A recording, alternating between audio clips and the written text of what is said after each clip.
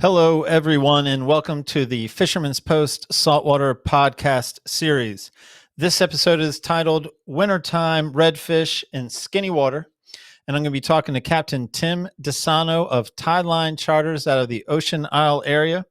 We're going to be covering such areas as when and where, bait selection, options for if you don't have a quote-unquote skinny water boat, and then structure within structure. And so we've got a lot to talk about. My name is Gary Hurley of Fisherman's Post. Fisherman's Post has been serving that saltwater fishing community of North Carolina since 2003, bringing you fishing reports, fishing information, fishing tournaments, fishing schools, and now in our latest and greatest effort, the Fisherman's Post podcast series.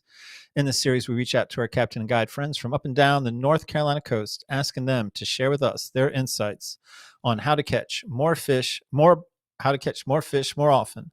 Albeit the higher purpose, I believe, is to get you motivated, to get you excited, to get you out, grab your family and friends and get you out on the water, spending more time together more often.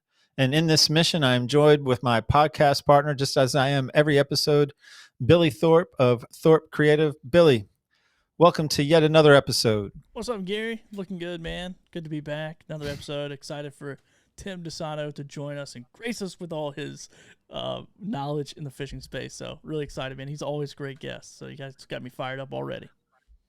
He was our first guest. I don't have to tell you that, though. You know that, man. He was our very first guest, and now it took us this long to get him back. That's our fault. But, man, he is a great communicator, willing to share, loves to teach, loves to instruct, and that's whether he's in a podcast or on his boat, man. I mean, that's one of the, I think, hallmarks of his charters is on the boat, on the water, he likes to teach.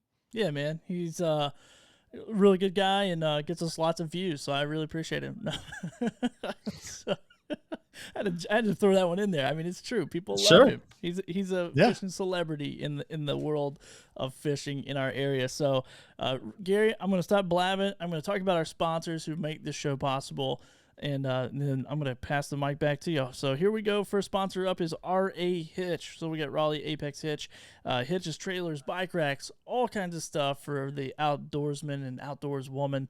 If you need something for your truck, your bike, go to see Chris, go see his team, and they will get you hooked up. So, Gary, those guys are rocking and rolling. Did they get you get one of those roof racks yet? Man, we are still in the position that not right now as I'm talking to you, but when this podcast airs, there will be a travel rack on top of either mine or my wife's car when this airs. That's awesome, man. Well, I'm excited to see it. I'm excited to see a picture, and we'll show it on here on the show. So we have social proof. You know what I'm saying? We can't just talk about it. You got to be about it. If you don't keep me honest, I won't. So, I mean, I like your thinking. Oh, man. So I want to introduce a new sponsor that we have, Bland Landscaping Co. So if you're watching this, you'll see the logo here on the screen. And they are a landscaping company here in the North Carolina area. And what I like about these guys, Gary, is they reach out to us. They're fans of the show. They're outdoorsmen. They're anglers. And you might think that they're looking for work, but they're really looking for workers. They're looking for people to come be a part of their team. So it's Bland Landscaping Company, established in 1976. So they've been around for a while. And if you are interested in working outdoors, be sure to go to blandlandscaping.com/careers. And they're pretty cool, man. They got a health insurance and life insurance and paid vacation and sick time and all those things. So a really good opportunity for people who are listening, male and female. They're like, we're looking for anyone who wants to come and be a part of our team that is qualified. And they got all kinds of ongoing training and education and payback and all kinds of stuff, man. So a really cool company. And they reached out to us. We're like, we love the podcast and we want to, our community is your community. So we want to support you guys as well. So that's a cool way for them to support us. And I like it, man. I hope we are able to help them. I mean, help them put people to work, get people hired. I mean, we are in just this weird post or whatever period of COVID we're in, man. So it'd be great to help them out, get people hired. I mean, I don't know about they're not looking for work. I bet they are looking for work and workers, but yeah, they'll probably take the work. Stoked to have them. It makes sense, right? Yeah, so go to blandlandscaping.com/careers and you'll see they have multiple offices throughout North Carolina. and Kurt, super nice guy. I talked to the CEO over there for a while, so really appreciate those guys joining us up, man, partnering with us. And then speaking of one of our longest running partners of the show is Marine Warehouse Center. Always enjoy them. Got a quick word from them, and we'll be right back. At Marine Warehouse, we have everything. We have new boats, we have parts, we have accessories, new trailers, we have a complete service department with highly trained technicians. Anything you need to get out on the water, we have it. At Marine Warehouse Center, as we've grown over the last few years, now have a large section of marine supplies from start to finish for all your boating needs. What I love about this region is to be able to get out on the water, and also we love to be able to get you out on the water. The best part of working at Marine Warehouse is being able to get involved with the customers and share a love for the water. Boom, there you go, man. Marine Warehouse Center, been with us for a lot of episodes. I don't even know what the count is at this point. So always supporting the show, supporting the community, man. Really appreciate those guys. Sales, parts, service, man, you know, they got it, man. I'm fans of those guys. And I would say that maybe I'm a little bit too hard on Terrell with his jokes, and maybe you're a little bit too easy on Terrell with those jokes. Just a little If you're bit. able to defend this one, then I think you're easily in the category of too easy on him, because I just had to shake my head. I mean, Terrell, I don't know. Poor guy. I think the holidays are too close or something. All right, you ready? Let's hear it. I'm ready. Terrell's joke, not mine. It's not even a joke. He just said some stupid stuff to me over the phone. We were talking. He's like, "Hey, man, did you hear? Scientists have just discovered that sharks can also squirt ink." And I said, "Really?" And he said, "Nah, just squidding." All right, I'm gonna give it to him. That's pretty funny. I'm gonna tell my 3-year-old that joke.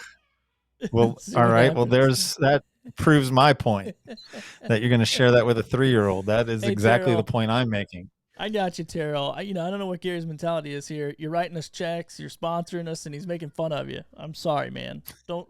I'm just presenting what he presents to me. Sure. Oh, I'm out of Sure. I'm choked up. Oh man, let me show you a fish picture. Maybe it'll make you a little bit better, Gary. We'll get off of Terrell's back for a minute. We got Justin Matthews with a red drum that was caught using a Carolina rig with a 2-inch circle hook and frozen mullet. He was fishing the back of Hewlett's Creek. Good looking fish, pretty neat looking little spot there. I mean, I don't know if he's knee deep in mud or how he caught that thing, but good for him. It looks fun. It does, man. I agree. I like the guys that pulling some fish without being in a boat, man. I got a special spot in my heart for the surf fishermen or just the land anglers, pier anglers, man. And he appears to be one of them. Yeah, using the old famous Carolina rig. Can't go wrong with that thing. That's for sure. And frozen mullet, man. That's as blue collar as it gets right there. Good for that dude. He used a spark plug for a sinker. Dude, I bet that does work. I gotta try it. That's my takeaway, Gary. Right there, spark plug. I've already given you your Billy's best takeaway. You ain't got lead weight, just use a spark plug. I don't care what Tim Disano says. That's it, spark plug. All right, man. I'm gonna let you guys talk about fishing before we go a whole different path here. Hey, before I go to Tim though, one last plug. Tell me about buying a coffee. Oh yeah, you can buy us a coffee. Go to go to buymeacoffee.com /Fisherman's Post if you want to support Gary and I as creators and keep us caffeinated, which I think I may have had a little too much for this episode. And then also, if you want to be like Marine Warehouse Center and like Bland Landscaping Co. and support the show and sponsor it, feel free to reach out to me, Billy@fishermanspost.com, and we can get the process started. Gary, back to you, man. All right, so now I'm switching over to Captain Tim Disano of Tideline Charters out of the Ocean Isle area. Tim, welcome to the show. Welcome back to the show.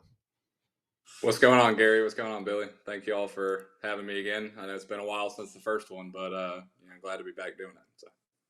It has been a while since the first one, and Billy and I are so much better at this, and I'm eager to see if you've gotten any better at this over the time. As much talking as I do on a day-to-day basis, I don't think I can get any worse. So. All right.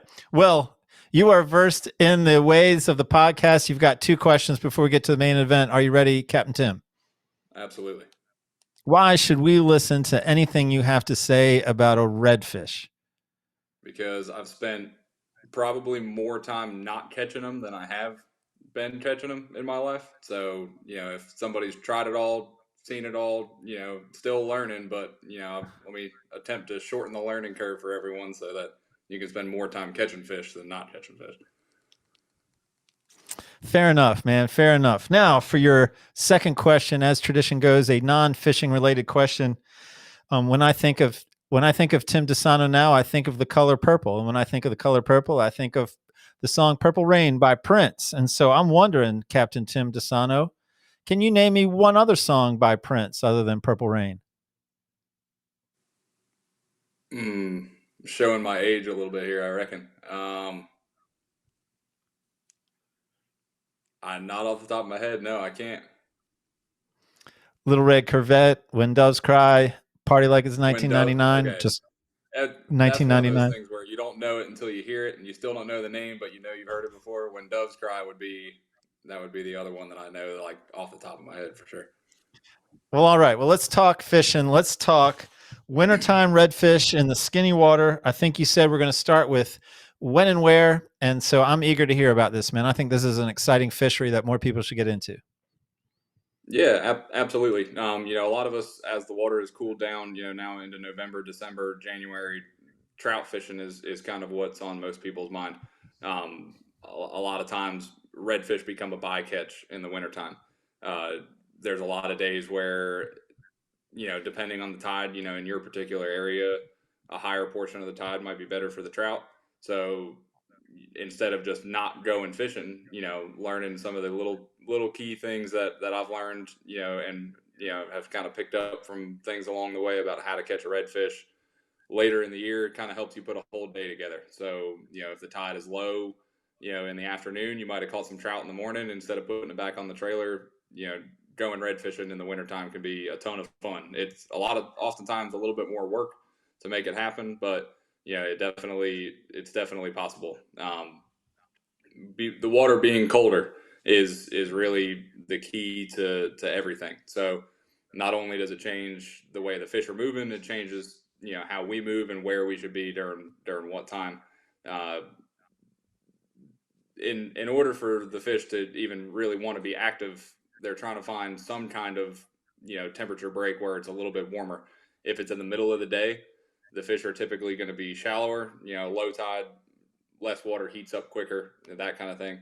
We're also going to talk a little bit about some of the deeper sections, off of these shallow areas. And when I say deeper, I mean it could be, you might be in a portion of a creek that is 10 to 12 inches deep, and then on one particular side of it, there's a small little trough that's 4 or 5 feet deep, if even that deep. Sometimes 2 or 3, but just a foot or two deeper will often be the spot where those fish, if they're not out really shallow in the warmer parts of the day, they don't typically travel very far. The good thing about this type of fishing and this fishery for us through the colder months is that once you kind of find fish, as long as you don't beat on them every day, do anything that's really going to cause them to need to move where they are, they're pretty easy to pattern. For us, there's a lot of times where we spend a lot of time in the early part of the winter looking for them, and then once we found them, we know, okay, this is where we can be on this particular tide, and don't mess with them before, don't mess with them after, but it helps us. Okay, this is a portion, this is an area that we need to be during this portion of the tide, and then we kind of hunt for where else we can be. So that way, instead of us putting all of our eggs in one basket and saying this has got to work or we're not going to catch them, it allows us to kind of be able to bounce around spot to spot.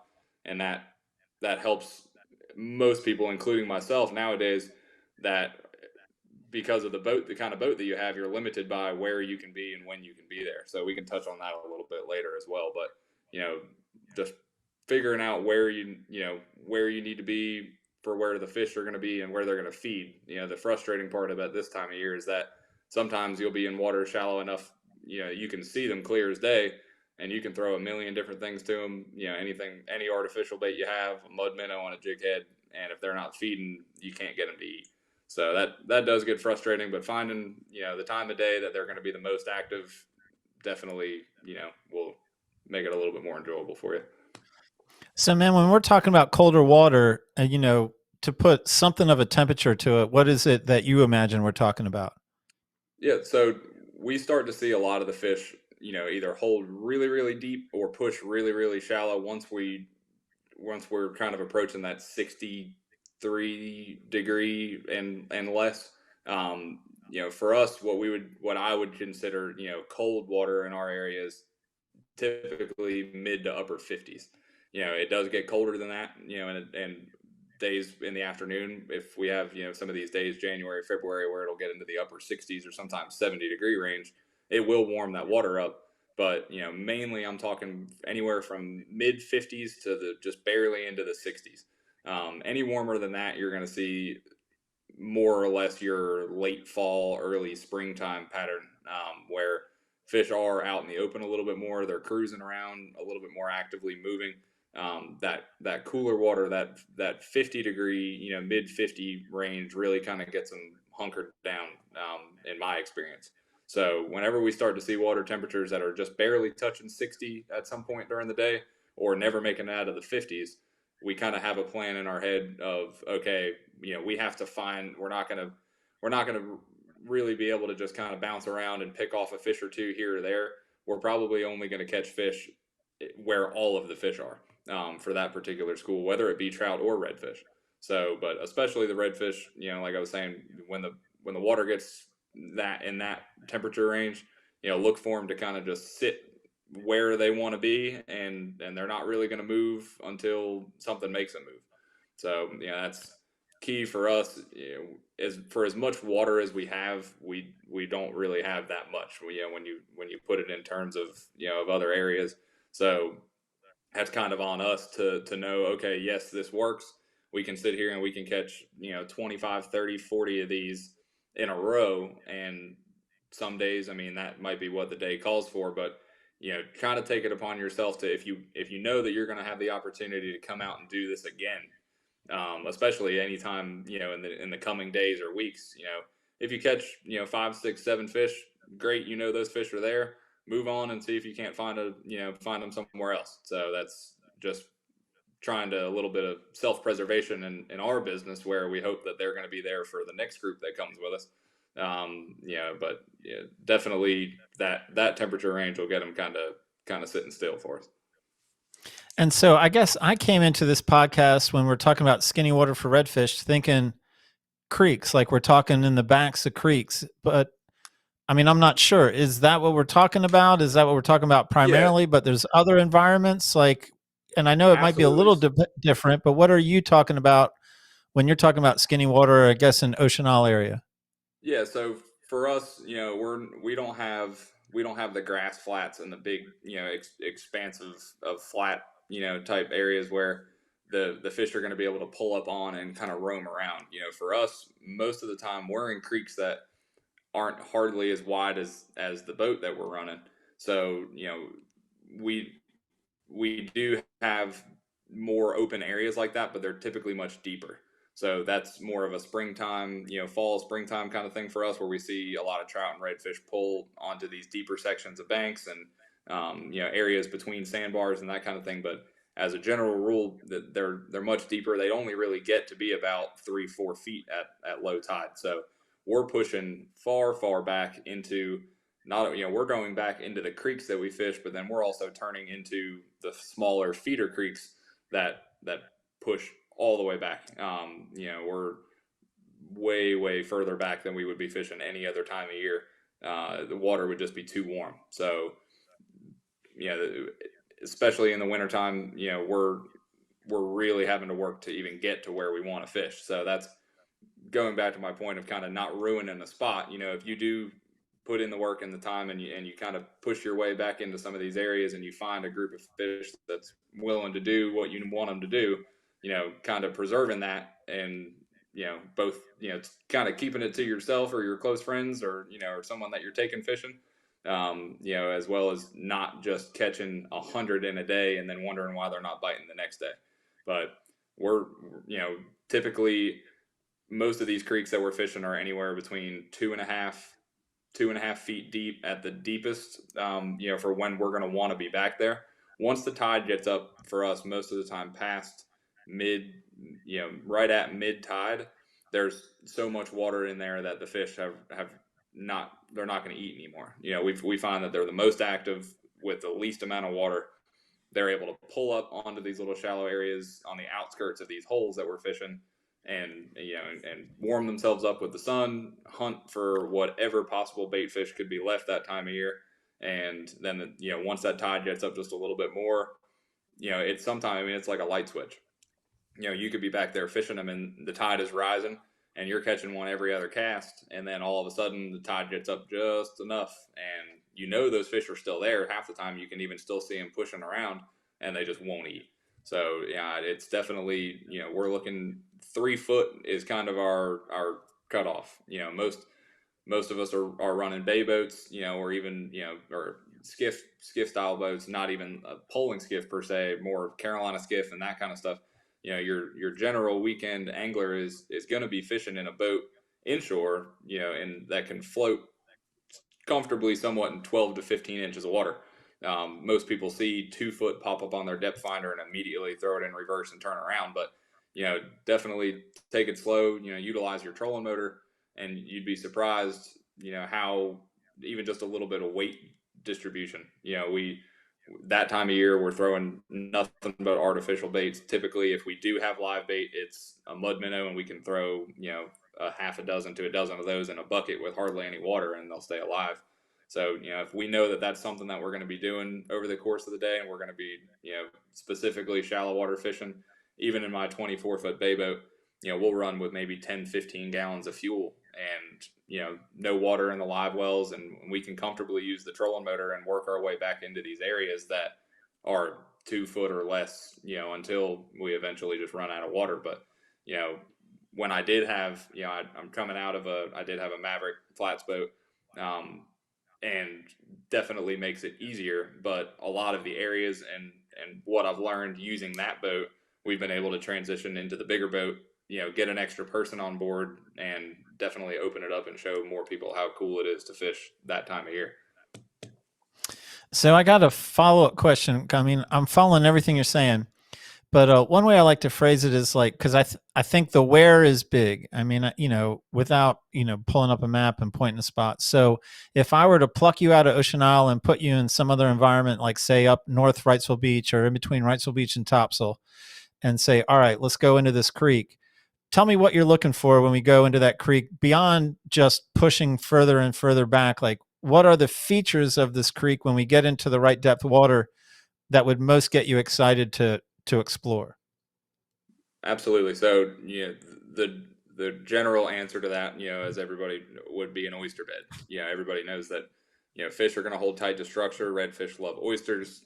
That's one of the first things that we're going to see. Luckily in our area, you really can't look at a stretch of marsh bank for more than 5-10 feet and not see a big patch of oysters. But one thing that we really like, something, I would say, just, like, you're going to see a lot of oysters, but a big patch, whether it's a big, oyster bar, or just a big patch of broken bank where, there's oysters, or, rocks, or a big depression in the grass, something that would be kind of what to key in on. Almost like if you were out near shore and you come across the number that you put in your GPS, and here's the reef. But then also, as you kind of troll around it, you'll see all of the little broken up pieces of structure and pieces that aren't as defined. The same tactic applies inshore. When we come far back into this creek and it makes a turn and I see a big oyster bank on one side, but then I also see off a little bit further one way, where you read the water, you can see that the tide kind of bounces from one side to the other. You look at the other side and it looks like it might be a hair deeper. The water might be moving a little quicker. And there's also some broken structure on that side. That's something that I would key in on. So a lot of times we're looking to fish, in our area especially, we're looking to fish the slightly deeper area of the shallowest creek that you can possibly be in. So the area, there's some spots that we fish where we can't even take the boat any further than where we are, but where we're casting to, it could be, 1.5 feet, 2 feet deeper. We might set ourselves up right next to this oyster bed on a fallen tide, and the water's coming at us, and we're able to cast into the deeper section And by deeper, like I'm saying, the boat might be sitting on the mud and we're casting into 1.5 2 foot of water. And a lot of times that little bit more depth, helps the redfish feel a little bit more secure. Their backs aren't totally out of the water. They're safer from birds and that kind of thing. And, they still have access to the structure where the bait, and everything else is going to congregate, but they feel a little safer, staging a little further off. So definitely multiple pieces of structure, and there's still, just like anything else, a little bit of current goes a long way. We're lucky in the sense where we are that our water is just dirtier, even in the wintertime. When the water's sub foot, you can see, obviously, but once it gets 1.5 2 feet deep, we still can't see the bottom.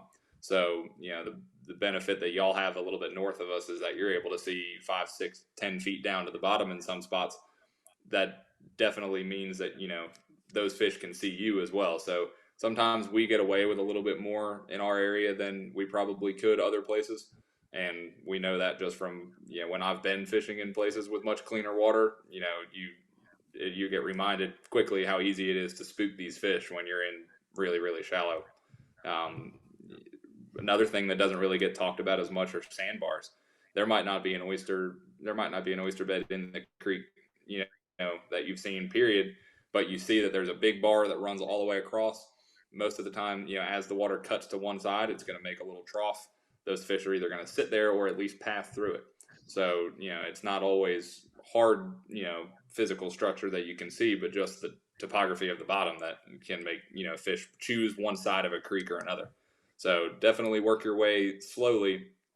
More times than not, I might have caught a fish way back in this creek around an oyster bed, and then I'm on the trolling motor, or I'm very slowly kind of putting through a creek, blow right over top of a sandbar, and you spook a school of 50 fish. And if you would have taken the time to slow down, you could have said, like, okay, wow, here's how those fish were holding here. Instead, the only thing you did was just blow them out, and if they ran back further into the creek, they probably spooked the next school that was back there as well. So this is definitely a hurry up and wait kind of fishing. Slow yourself down. Definitely try to cover some ground, but you're not doing yourself any favors if you're spooking everything along the way. So well, this is those are my main questions that came to mind. So this is me saying, any final thoughts on when and where? If so, great. If not, then we'll move on to bait selection. Other than just exploration, Google Maps is your friend. A lot of the structure that I'm talking about, you can kind of clearly see now on the satellite maps. So it's still no replacement for getting out and seeing what it is, because there's a lot of times where I look at something on Google and then you get there and you're like, oh, okay, well, that looks really good on camera, but you can't get there, or something's changed. A section of the bank has eroded across, and now you can't get through there until the tide's higher, or what. So I would say, as much information as you can gather beforehand is of course helpful, but get out there, take an afternoon in the wintertime. We're lucky here, in the Carolinas, most of the time we're not really dealing with a frigid cold winter. So, wait until you find a low tide, portion of the day, more towards lunchtime, get out, spend a couple hours, see what you can see. And a lot of times, the days where you might just kind of be out messing around, just maybe you've looked at a creek 100 times as you've driven past it, never even thought to venture into it, might be, your own little secret spot for the cooler months. So. All right. Good tip. Now tell me what we're going to throw at them. Yep. So we're talking November, December, we're trout fishing, that kind of thing. All that kind of goes out the window for me when we're pushing far back up into this shallow stuff here. The one thing that I've learned more than anything else is not only the profile of the bait, but and how we're working it. So we always talk about working the baits slower in cooler water. We're wanting to absolutely crawl these baits across the bottom. And so in order for, us to get the most out of the bait that we're throwing, I like throwing baits that I don't have to swim, to give them the best action. I don't throw a ton of paddle tails this time of year. something that you're going to have to kind of swim it to kind of get the desired action from it. We throw a lot of artificial shrimp, voodoo shrimp, DOA shrimp work fantastic. Something else, I throw a lot of the original trout tricks, the more stick worm style bait, something that's just going to be able to, move a little slower, still act erratically, but we don't have to physically swim it back to us. A lot of that comes into play with the style of jig head that we're using as well. For instance, the trout eye jigs, are fantastic. My preferred jig to throw for everything other than this situation, they're designed, they're slimmer in the front, they're designed to swim through the water very effectively. This time of year, we're wanting to more or less hop the bait across the bottom, keep it very tight to the bottom, and move it very slowly. The more forward weighted jig heads, like a blue water candy jig per se, most of the weight is going to be forward. It's going to leave the hook point exposed up at all times, and we're able to kind of slowly bounce it back across the creek to us. And a lot of times I use Z-Man baits primarily. The material, half the time, if the water's clean enough and it's shallow enough that we're able to see it, just having the bait sitting, just a little bit of current, is enough to give that bait some action. But, I typically use smaller baits and baits that we can work very slowly and that we don't have to swim back to us. Most of the retrieve on our modern spinning reels is about 20 inches. So if you figure, even if you're reeling slowly, you're still moving that bait almost 2 feet at a time. So, we're hardly reeling at all. We're kind of just picking it up and setting it back down, with the rod tip. Definitely very, very light tackle situation, which adds to the fun when you do find a school of bigger redfish. One thing that I started doing last year was some days I'll take the original trout trick and start cutting sections of it off and make the bait shorter. Something that we can just even really keep, that much closer to the bottom, that much just bouncing around.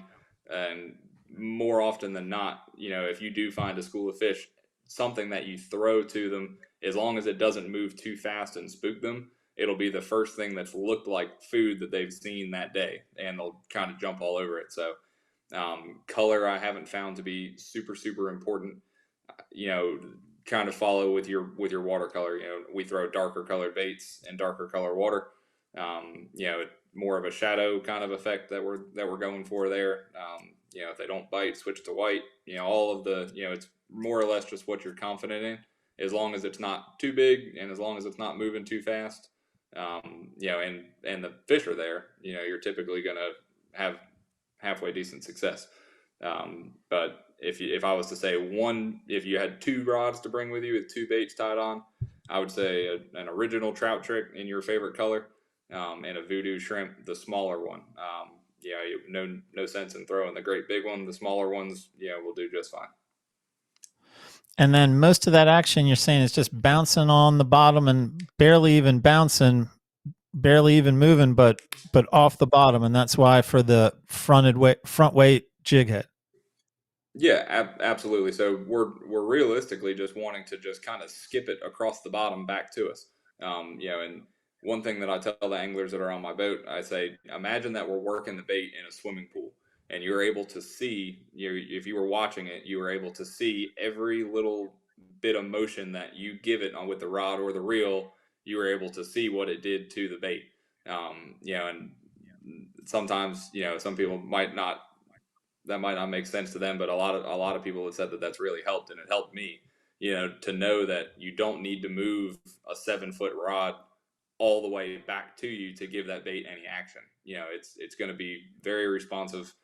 Sometimes just the smallest twitches, is all it takes to get those fish fired up. It's not as much like, say we were trout fishing in deeper water, we're wanting to twitch 2-3 times, pick it back up, and then let the bait fall back down to them. Here, we're wanting to just keep the bait very close to the bottom, move it very slowly, and that's where the forward weighted jig head helps me. It leaves the hook point exposed at all times. I know that even if I stop working the bait for just a second, if that is when the fish decides to strike, we still have a great chance at hooking the fish. So a little bit less work on our part, and it helps it helps kind of keep the bait looking the way we want it to. So little movement and slow movement, and these fish are mostly holding at this time of year. So I guess that puts even more pressure on being in the right spot, because these fish aren't going to be moving around and you're not going to be covering a lot of water with your presentation. So it's that much more imperative to be at least somewhat in the right zone, if not totally in the right zone. Is that good logic? Absolutely. If you are fishing, we're not fishing, these aren't big bodies of water. Like I said, these creeks might be, 10, 12 feet wide, and it's different in every area. If you are fishing a more, a flat per se, or a small creek coming off of a flat, these shallow areas are not big open bays. So it's not a chunk and wind kind of scenario where we're covering a lot of ground with the boat or the rod. If you're fishing a small turn in a creek that might have some structure, and you've made 5, 10, 15 casts, and worked the bait slowly, and done everything that you need to do, and you haven't gotten bit, and you haven't seen any kind of commotion, you haven't seen, maybe any fish push around you, you haven't heard, sometimes you'll hear them kind of come up and break the surface of the water. If you haven't heard or seen or caught anything, go ahead and keep either turn around and start working your way back out, or push further back. There's been a lot of days where I've had clients standing on the bow of the boat, and they are ready and waiting, and we have pushed around and made a couple casts, and I've told them, I said, all right, well, take a step back down for me. We're going to keep moving. And, you kind of start snaking your way on through, and then all of a sudden you see one little flash, maybe off to the side, and then the whole creek erupts, and, the whole school will be there. So this is as slow as you want to make your way through an area, and as slow as you want to fish it, don't be afraid to keep moving, because it's not going to be a type scenario where if you sit in one spot long enough, these fish are just going to appear. We definitely have to find them. So, definitely cover some ground, but when you get there, do it slowly, if that makes any sense. Yeah, man. So I got a couple of follow-up questions. Do you find that if we're throwing a soft plastic shrimp, or we're throwing an original trout trick, do you like adding any scent to those in the wintertime, or it's really just about the sight? And then the second question you've already mentioned would be the old mud minnow on a jig head. Like, how is that any different than the soft plastic shrimp or the original trout trick? Yeah. So as far as scent goes, I'm not a big gulp guy. I just never particularly have been. But I know a lot of people that would swear by gulp in a situation like this. Redfish definitely are scent oriented. There are some days where we'll have a bottle of Procure sitting in a cup holder somewhere, and we'll put some on. And I don't particularly think that it helps us much, if at all. I know I've seen people, have it on a holster on their hip, and they make 5 casts and then smear more of that stuff on there. And when you start putting that much on there, all you're really doing is affecting the way the bait moves and how it looks. So I would say it never hurts, but if you don't have it, don't feel like you're at a disadvantage. It's definitely this fishing that shallow. It's definitely more about the presentation. Even in the deeper holes that we're fishing, where it is 3-4 feet off of a very shallow section, if that bait moves within a few feet of a redfish that wants it, he's going to get it. He's not going to worry about smelling it first. I don't particularly think that having a scented bait is going to draw fish in from further away in the creek. I think these fish are basically sitting still until there's something that is remotely close enough for them to make a strike and eat. The cooler water, they're not wanting to expend as much energy. What was the second question after the scent? Man, any advice if we want to go the jig head mud minnow technique? Oh yeah. So that it's funny. There's some days where it seems like you can't buy a bite on any kind of plastic, and you throw a mud minnow in there, and we're working it the same way. I'm still throwing it on a more forward weighted jig head. I'm still just very slowly bouncing it across the bottom, and there's some days where that just seems to be the ticket. And there's also been days where we can't, where we kind of put all of our eggs in the mud minnow basket, where we say, okay, this is what we're going to do, this is going to work. we don't get bit on the mud minnows, and then we turn around and we try to catch them on the artificials, and they don't bite that either. So I would say if maybe possibly if you yourself or if some of the people that you have with you are not as accurate of a caster, say, or as comfortable working some of these artificial baits, it's a great way that if the fish are there, it's just about guaranteed. But again, with this, it's definitely more about finding the fish first before we worry about what we're throwing at them or how we're doing it. But the mud minnows, don't be afraid to let the mud minnows sit for a little bit longer. If say we're power pulled down or anchored somehow and we're fishing out the front of the boat, if you do have a couple mud minnows on the boat, maybe a very, very light Carolina rig or just right on a jig, pitch it out if there's some structure behind the boat that you might have passed that you cast it at before that you never got bit. Don't be afraid to cast that thing out behind the boat, dead stick it and sit it in the rod holder while you're focusing on something up front. There's a lot of times where those little mud minnows can definitely be worth their weight in gold. And, in the wintertime, you can keep them alive for forever in a bucket in your garage if you wanted to. And, it's sometimes just that extra confidence boost if you're going to spend all day out there to know that you have something that's going to be able to wiggle for you. Well, man, let's go on. I like this third topic that you sent over, options when you don't have a quote unquote skinny water boat. And I think you've already touched on some of them, but let's just circle back around and tell people, because, I'm sure there's more people watching, listening to this podcast that don't have that shallow water skiff, but still are thinking, man, I definitely need to try this. Yeah. So, and I was guilty of it myself. Have always had, Carolina skiff style boats when I was younger. Had 22 and 24 foot bay boats. In our area, because this is not something that is so widely done, we're not, I know up your way, the Topsail area, Wrightsville Beach, there's a lot more year round shallow water opportunity than just the wintertime. And you see a lot more people, kind of going that route. I went and bought myself what I thought was going to be the end all be all tool that was going to get me back to where I needed to be to find all these secret fish. And while it did give me the confidence to explore and really kind of push through some of these areas, when I stopped and looked, there wasn't really too many situations where I was finding myself in a spot where I wouldn't have been able to do that in another style of boat.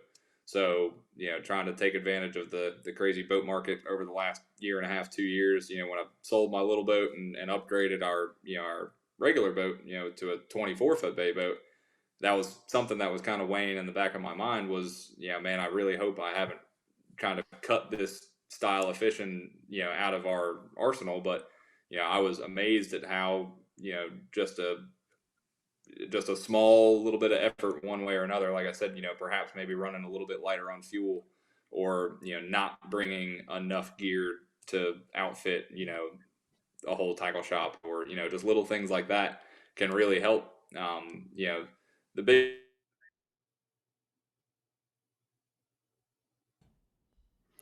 All right, Tim, I think we're here towards the end of the podcast. I mean, a lot of good information, but I always like to end with just sort of final thoughts, like final pieces of advice, like the final Tim Disano setup for the person who's heard this and said, you know what, man, I do want to get on the water.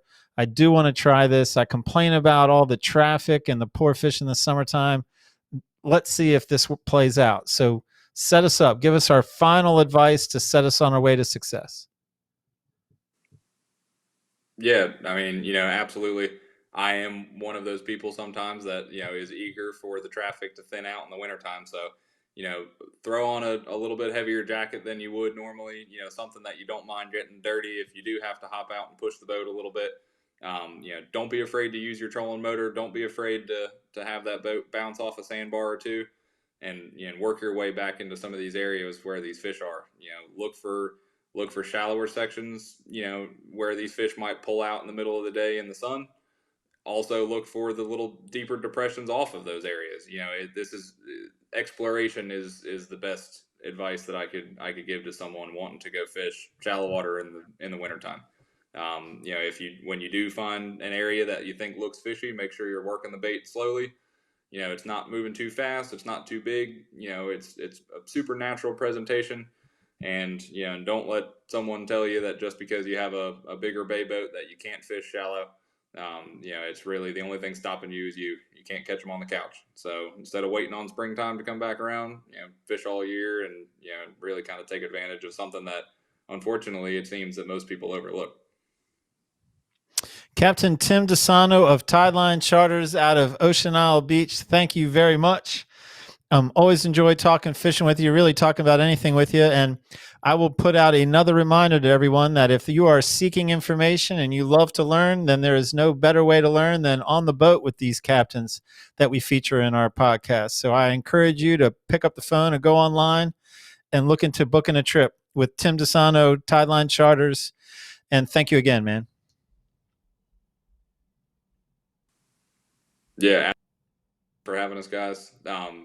Always fun to talk fishing, definitely fun to go fishing. So if anybody is down this way, would love to get you guys out there this winter. I know there are quite a few people that do it up and down the coast. So whether it's with me or anyone else, get out there, let somebody show you, how to catch these fish in shallow water.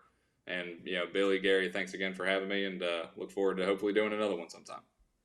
Yeah, man, definitely, Tim. Billy. Are you there, Billy Thorpe? What's going on, Gary? Good episode, man. A couple little technical glitches, but hey, a lot of good information. Tim left it all out on the table. So hopefully, if you're listening or watching the show, that you took a lot away. Because, man, he was just like a wealth of information. It's wild. It's crazy. But I guess that's what happens. So what would be your Billy's best takeaway? I always like a little funny thing. So if they don't bite, switch to white. I thought that was funny. I thought it was sticky. But man, you guys kind of tagged on to this at the end. It seems like it's a little, it doesn't seem by this conversation it's doable, but it's a little bit tricky. So it's like, sounds like a ton of work. I'm like, I don't want to go try to do all that. Like, just hire somebody and go. Let somebody like Tim, who's been on the water every day, for the month of, November, December, January, all those places. Like, let them take you fishing and just put you on fish or have better odds. So you guys kind of touched on it, because I was sitting here thinking like, yeah, man, this seems like a lot of work. I'll just pull Gary Hurley and get on someone else's boat.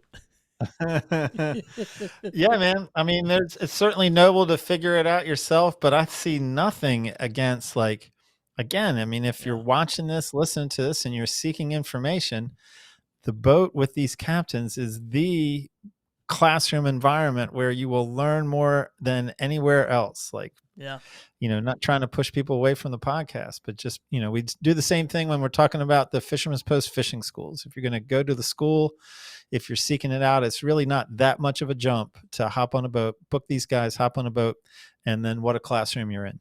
Yeah. And speaking of fishing schools, Gary, you got some coming up pretty soon, man. How do people register? How they get it going?